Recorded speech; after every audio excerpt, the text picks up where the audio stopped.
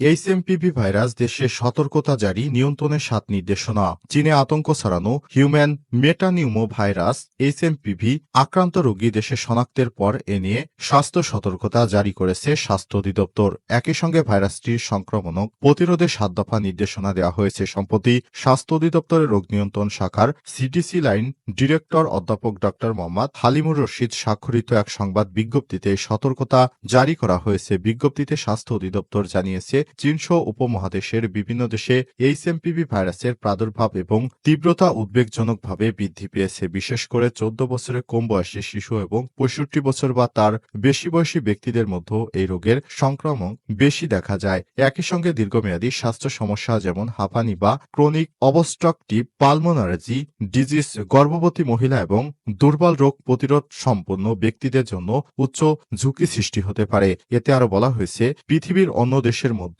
বাংলাদেশে এই রোগের সংক্রমণ দেখা দিয়েছে। সম্প্রতি চীন ও অন্যান্য দেশে এর প্রাদুর্ভাব দেখা দেওয়ায় বাংলাদেশের সংক্রমণ নিয়ন্ত্রণে রাখা আবশ্যক, যার সব যন্ত্র সেবা কেন্দ্র এবং পয়েন্টস অব এন্ট্রি সমূহে স্বাস্থ্যবিধি জোরদার করা প্রয়োজন। এই পরিপ্রেক্ষিতে বাংলাদেশে এই ভাইরাস সংক্রমণ প্রতিরোধ নিম্নে বর্ণিত নির্দেশনা অনুসরণ করা এবং জনগণের মধ্যে স্বাস্থ্য সচেতনতা বৃদ্ধির জন্য অনুরোধ করা হলো।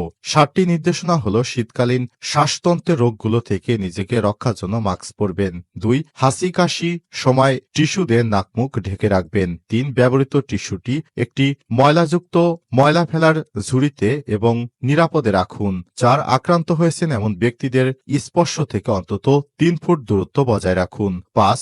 ঘন ঘন সাবান, পানি কিংবা হ্যান্ড স্যানিটাইজার দিয়ে হাত ধৌত করুন। ৬. অপরিষ্কার হাতে চোখ, নাক, মুখ, কান কখনোই ধরবেন না। ৭. আপনি জ্বর, কাশি বা শ্বাসকষ্ট আক্রান্ত হলে সুস্থ না হওয়া পর্যন্ত বাড়িতে থাকবেন। কোথাও বিনা প্রয়োজনে যাবেন না। প্রয়োজন হলে নিকটস্থ হাসপাতালে যোগাযোগ করুন।